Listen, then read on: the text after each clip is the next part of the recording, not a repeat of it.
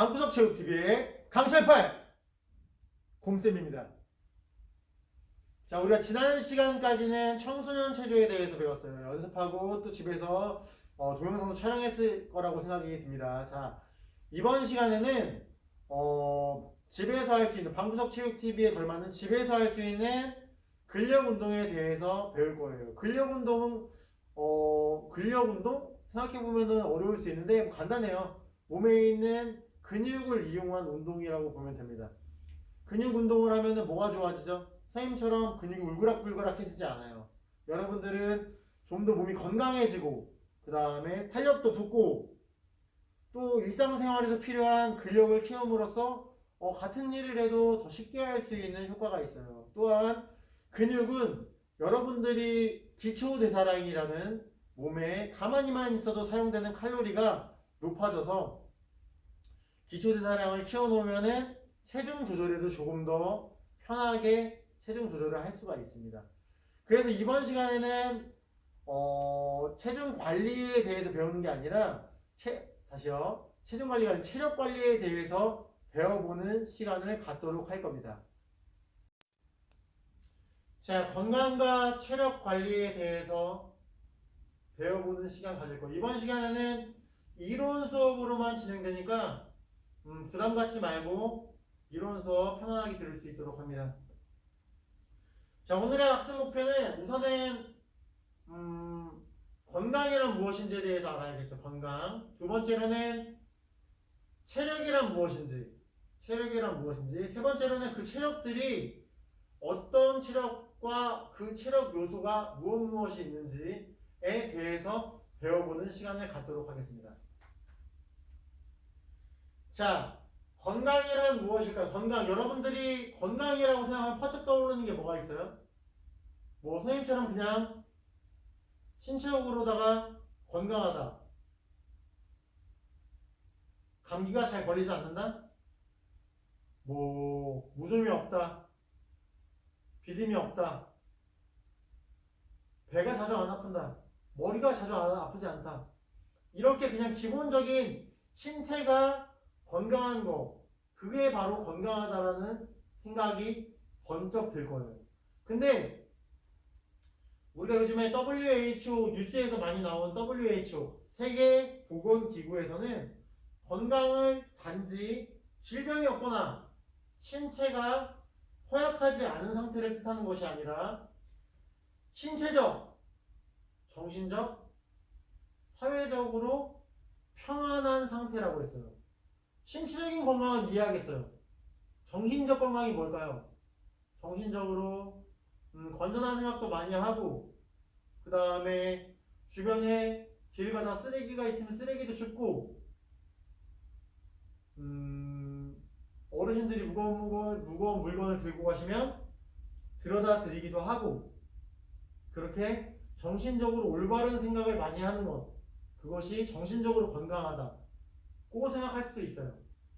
자, 사회적으로 건강한 건 뭘까요? 사회적으로 건강한 건 친구들 관계가 좋다. 친구들과 관계가 좋고 뭐 부모님과의 관계가 좋을 수도 있어요.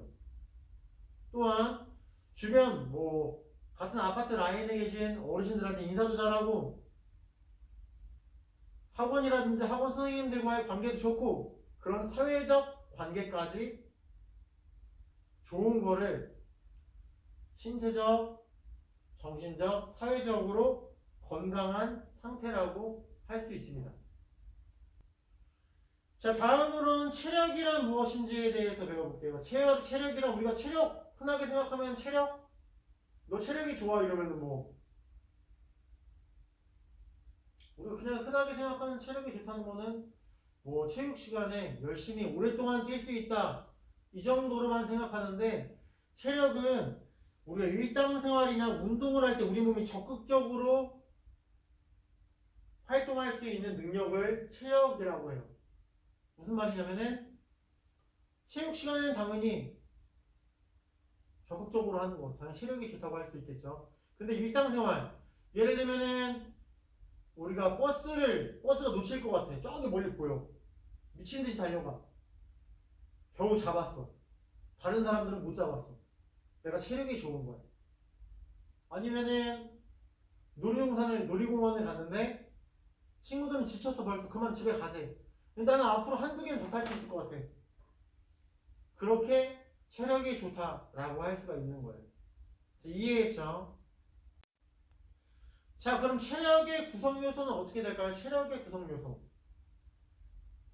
체력은 크게는 건강 체력과 운동 체력으로 나눠져 있어요. 건강 체력은 건강하기 위해서 우리가 기본적으로 갖춰야 되는 체력 요소.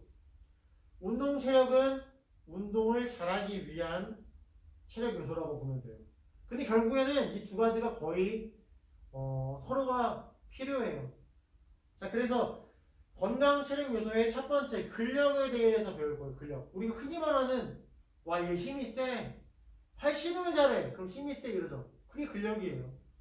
그림에서 본 것처럼 무거운 가방을 들어 올릴 수 있어. 번쩍. 다른 친구들은 못 들어 올려. 그 사람은 근력이 센 거겠죠. 이해했죠? 근력이란 근육이 수축할 때 최대로 낼 수 있는 힘을 근력이라고 합니다.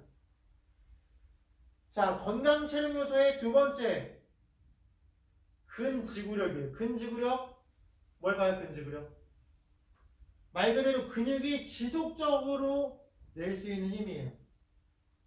지금 그림에서 보는 것 같이 요즘 유행하는 뭐죠? 이게 무슨 커피죠? 달고나 커피, 달고나. 이분은 굉장히 큰 달고나를 만들 정도로다가 오랫동안 최소한 하루 동안 저었을 것 같아. 이 정도 만들려면 계속 팔이랑 어깨랑 근지구력이 엄청 필요하겠죠. 지속적인 힘을 내는 거, 이게 근지구력이다. 이해했죠? 다음 세 번째 건강 체력 요소의 세 번째 심폐지구력. 전신 운동을 오래 지속할 수 있는 능력. 전신 운동을 오래 지속할 수 있는 능력. 심장과 폐가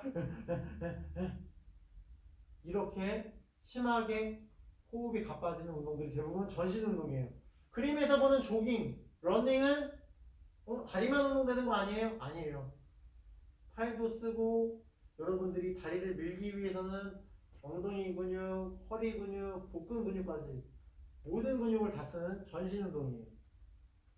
혹은 수영, 등산, 계단 오르기, 자전거 타기 이렇게 심장과 폐가 점점 강도가 높아지면 높아질수록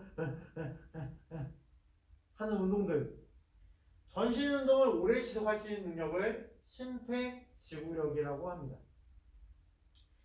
자, 건강 체력 요소의 네 번째 유연성입니다. 유연성은 말 그대로 관절이 자유롭게 움직일 수 있는 능력인데 지금 보는 그림에는 너무 이분은 심각한 유연성 너무 심한데 이 정도까지는 아니어도 우리가 일반적으로 바닥에 손이 닿은 정도, 다리를 펴고 바닥에 손이 닿는다. 혹은 등, 모든 부위를 내가 등 긁을 수 있다. 일상생활에서 이 정도의 유연성은 꼭 필요하고 선생님도 굉장히 유연해요. 자, 손바닥이 바닥에 닿습니다. 보세요. 다리 펴고 내려갑니다. 내려갑니다. 손바닥 내려가. 맞죠? 지금 이게 신발 굽이 5cm 굽이에요. 5cm 굽.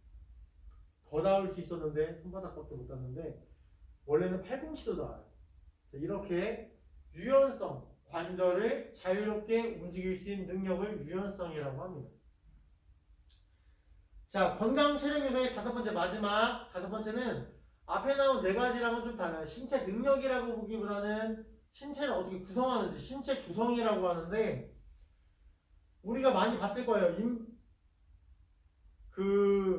기계 위에 올라가서 보건소나 헬스장 가면은 기계 위에 올라가서 측정을 하면은 그래프에 자기 지방과 단백질량, 몸의 체수분량, 뼈 이런 것들이 그래프로 나오는 기계가 있는데 그 기계 이름이 회사 이름이기 때문에 언급은 안 하는데 그렇게 측정하는 방법도 있고 지금 그림에서 보는 것처럼 피부 두겹 측정법이라 그래서 피부가 얼마만큼 두꺼운지 측정을 하는 방법이 있어요. 지금 보는 것처럼 피부 두겹을 잡고 캘리퍼라는 도구, 저 자 모양이 캘리퍼예요.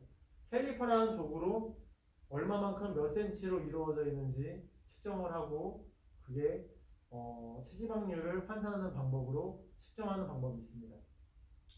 자, 우리가 지금 근력 운동을 배우고 집에서 할 수 있는 운동을 배워서 저 두께가 얇아지기 위해서 방구석 체육TV에 운동을 배운다고 생각하면 돼요. 알겠죠? 자, 다음으로는 운동 체력 요소. 이제 운동을 잘하기 위한 체력 요소가 무엇인지에 대해서 배울 거예요. 자, 운동 체력 요소는 지금 보는 것처럼 네 가지가 있는데, 자, 첫 번째 순발력은 무엇일까요? 아까 말한 것처럼 운동 체력 요소는 건강 체력 요소와 상당히 밀접한 관계가 있어요.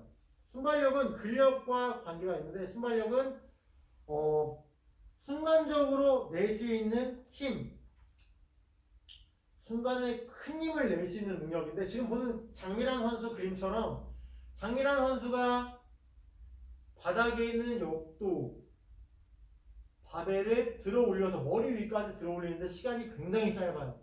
그 짧은 시간 동안 몇백 킬로를 들어 올릴 수 있는 능력이죠. 당연히 이 장미란 선수는 건강 체력 요소에 근력이 좋겠죠.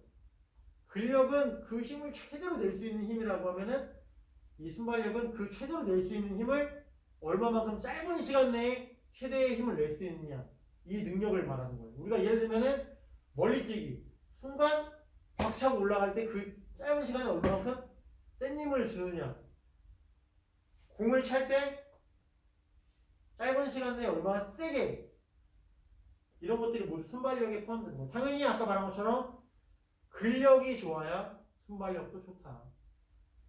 자, 운동 체력 요소의 두 번째 민첩성입니다. 민첩성. 얘는 참 민첩한 것 같아. 어떤 식의 상황에서 민첩하다 그러죠? 몸을 재빠르게 피하거나 방향을 전환해서 갈 수 있는. 달려가다가 바로 반대로 돌아갈 수 있는.